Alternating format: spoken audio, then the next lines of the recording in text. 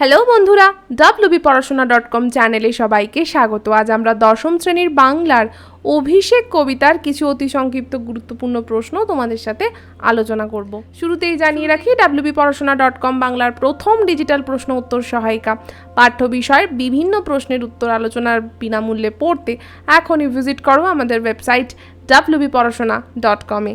Link description বক্সে দেওয়া রয়েছে। তোমরা যারা হোয়াটসঅ্যাপ ইউজ করো বা তোমাদের হোয়াটসঅ্যাপ চ্যানেলে জয়েন করার ইচ্ছে রয়েছে, তারা আমাদের হোয়াটসঅ্যাপ চ্যানেলটিতে জয়েন করতে পারো। এর মাধ্যমে তোমরা বিভিন্ন পড়াশোনা সংক্রান্ত তথ্য আপডেটস পেতে থাকবে। তারও লিঙ্ক আমাদের ডেসক্রিপশন বক্সে দেওয়া রয়েছে। শুরু করছি আজকের আলোচনা। আজকের প্রথম প্রশ্ন, বৃহন্নলা রূপী কিরীটি বলতে কাকে বোঝানো হয়েছে? এখানে মহাভারতের অন্যতম চরিত্র অর্জুন। তোমরা যদি মহাভারত পড়ে থাকো জানবে, অজ্ঞাতবাসকালে অভিশপ্ত হয়ে ক্লীবত্বপ্রাপ্ত বৃহন্নলা রূপে আত্মগোপন করেছিল কে? না, অর্জুন। এবং বিরাট রাজার কন্যা উত্তরাকে তিনি নৃত্য শিক্ষা দিতেন। বৃহন্নলা কি? মানে না তার মধ্যে পুরুষের যে সমস্ত বৈশিষ্ট্য সেগুলো সম্পূর্ণভাবে রয়েছে, না তার মধ্যে নারীর যে সমস্ত বৈশিষ্ট্য চারিত্রিক বা শারীরিক বৈশিষ্ট্য থাকা দরকার সেটা সম্পূর্ণভাবে রয়েছে। অর্থাৎ দুটি বৈশিষ্ট্যই কোনো রকমভাবে পরিষ্কারভাবে প্রস্ফুট নয়। তাই এই ধরনের মানুষকে আমরা কি বলছি? বৃহন্নলা। আর সেটা হয়েছিলেন অর্জুন। এখানে বৃহন্নলা রূপী কিরীটি বলতে অর্জুনকে বোঝানো হয়েছে। 2. ছদ্মবেশী অম্বুরাশি সুতা কেন ইন্দ্রজিতের কাছে এসেছিলেন? রামচন্দ্রের সাথে যুদ্ধে যখন ধীরে ধীরে লঙ্কা সেনা পরাজয়ের দিকে এগিয়ে যাচ্ছে এবং রাবণ সদ্য পুত্র বীরবাহুকে হারিয়েছেন, এই সময় প্রভাসার ছদ্মবেশী রাজলক্ষ্মী রমা ইন্দ্রজিতের কাছে এসে তাকে যুদ্ধের জন্য প্ররোচিত করার প্রচেষ্টা করেছিলেন। তৃতীয় প্রশ্ন, অভিষেক শব্দটির অর্থ কী? প্রাচীনকালে রাজারা যখন সিংহাসন লাভ করতেন সেই সময় একটা বিশেষ অনুষ্ঠান হতো, সেই অনুষ্ঠানটাই হলো অভিষেক। অর্থাৎ রাজা বা রাজপুত্রের বা অন্য কোনো ব্যক্তির রাজপদে অধিষ্ঠান করা। এবং এই যে ব্যাপারটা ঘটছে এটার জন্য একটা শুভ অনুষ্ঠান দিয়ে যেটা শুরু হতো, সেই শুভ অনুষ্ঠানটাকেই বলছি আমরা অভিষেক। চতুর্থ প্রশ্ন, ধরিপতি করযুগ, পতির করযুগ ধরে উদ্দিষ্ট ব্যক্তি কি বলেছিলেন?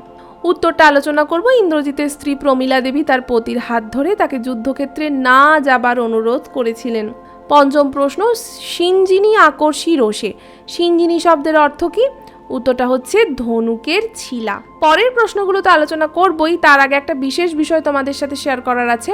তোমাদের ভূগোল, ইতিহাস, জীবনবিজ্ঞান, ভৌতবিজ্ঞান এই সমস্ত সাবজেক্টগুলোর প্রতি একটা বেশ অনীহা আছে। তোমরা অনেকেই এত বড় বড় সিলেবাস এবং মোটা মোটা সহায়িকা দেখলে বেশ ভয় পাও, কতটা পড়বে বুঝতে পারো না এবং যথারীতি মার্কসটা খারাপ হয় এবং সেটা কারোরই কাম্য নয়। তোমাদের এই সমস্যার কথা মাথায় রেখেই কিন্তু wbporashona.com নিয়ে এসেছে to the point ebook series. কি থাকছে? এক নজরে এই সমস্ত সাবজেক্টের শর্ট নোটস, প্রতিটা অধ্যায়ের সমস্ত গুরুত্বপূর্ণ পয়েন্টস, অর্থাৎ যে পয়েন্টস থেকে তোমাদের প্রশ্নগুলো আসে, যে সমস্ত লাইনের মধ্যে প্রশ্নের উত্তর থাকে, সেই সমস্ত লাইনকে আমরা এই সমস্ত ইবুকে একত্রিত করেছি। তাই তোমরা যদি এই ইবুকগুলো ভালোভাবে পড়ে ফেলো তাহলে কিন্তু তোমাদের মার্কস পরীক্ষায় ভালো হবেই, তাও মাত্র 30 পাতার মধ্যে। হ্যাঁ, ঠিকই শুনেছো, মাত্র 30 পাতায় সম্পূর্ণ নোট। তো এখনই পারচেস করতে আমাদের ডেসক্রিপশন বক্সে যাও, সেখানে পেমেন্ট লিঙ্কে ক্লিক করলেই সরাসরি আমাদের পেমেন্ট পেজে চলে যাবে। সেখানে পেমেন্ট কমপ্লিট করলেই 24 ঘন্টার মধ্যে এই বুকগুলি তোমাদের হোয়াটসঅ্যাপ অথবা ইমেল অ্যাকাউন্টে আমরা পাঠিয়ে দেবো। আরও যদি কিছু তোমাদের ডিটেলস জানার থাকে তাহলে স্ক্রিনে একটা নাম্বার দেখতে পাচ্ছ, এই নাম্বারে ডায়াল করে আমাদের সাথে কথা বলতে পারো।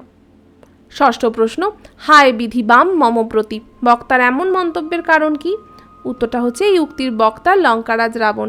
তিনি অনুভব করেছিলেন যে তার বিলম্বিত ভাগ্যের জন্যই সোনার লঙ্কা পরাজয়ের পথে, তাই তিনি এই খেদোক্তি করেছেন। খেদোক্তি মানে খেদ ভরা উক্তি, খেদ মানে হচ্ছে দুঃখ, কষ্ট, এই ধরনের উক্তি করেছেন বলে একে খেদোক্তি বলা হচ্ছে। সপ্তম প্রশ্ন, কে কবে শুনেছে পুত্র ভাসে শিলা জলে, বক্তার এমন মন্তব্যের কারণ? এই উক্তির বক্তা লঙ্কারাজ রাবণ তার পুত্রের কাছে বিস্ময় প্রকাশ করেছেন যে শিলা জলে ভাসে বা মৃত ব্যক্তি জীবিত হয়ে ওঠে, এটা কিন্তু বিস্ময়কর ঘটনা এবং তার অজানা। অষ্টম প্রশ্ন, যাও তুমি তরা করি, কার প্রতি কে এই নির্দেশ দিয়েছেন? প্রভাসার ছদ্মবেশী দেবী লক্ষ্মী ইন্দ্রজিৎকে রাক্ষস বংশের মর্যাদা রক্ষা করার জন্য দ্রুত লঙ্কায় ফিরে যাওয়ার নির্দেশ দিয়েছেন। তরা করি মানে তাড়াতাড়ি যাও তুমি। নবম প্রশ্ন, প্রণমিয়া ধাত্রীর চরণে, ধাত্রীর প্রকৃত পরিচয় কি? উত্তরটা হচ্ছে ইন্দ্রজিৎ এখানে ধাত্রী বলতে প্রভাষাকে বুঝিয়েছেন। প্রভাষার প্রকৃত পরিচয় হলো রাজলক্ষ্মী রমা। দশম প্রশ্ন, এ মায়া পিত বুঝিতে না পারি, কোন মায়া? উত্তরটা হচ্ছে যুদ্ধক্ষেত্রে ইন্দ্রজিৎ রামচন্দ্রকে সংহার করেছিলেন, অর্থাৎ মেরে ফেলেছিলেন, কিন্তু সঞ্জীবনী ঔষধের গুণে রামচন্দ্র কিন্তু আবার পুনর্জীবন ফিরে পান। এইটাকেই বলা হচ্ছে মায়া। মানে কি করে যে ঘটনাটা ঘটলো সেটাই উনি বুঝতে পারছেন না। আজকের ডিসকাশন তো এখানেই শেষ করছি। কেমন লাগলো আমাদের এই ছোট্ট পর্ব আমাদের অবশ্যই কমেন্ট করে জানিও। ভালো লাগলে লাইক আর অনেক শেয়ার করো। অভিষেক কবিতা সম্পর্কিত যদি আরও প্রশ্ন উত্তর বিনামূল্যে পড়তে চাও তাহলে এখনই ভিজিট করো আমাদের ওয়েবসাইট wbporashona.com-এ, লিঙ্ক ডেসক্রিপশন বক্সে দেওয়া আছে। আর যারা আমাদের ইউটিউব চ্যানেলটাকে সাবস্ক্রাইব করোনি তাদেরকে বলছি প্লিজ সাবস্ক্রাইব করে পাশে থাকা বেল আইকনটা প্রেস করে দাও। আবার ফিরে আসবো অন্য কোনো পর্ব নিয়ে।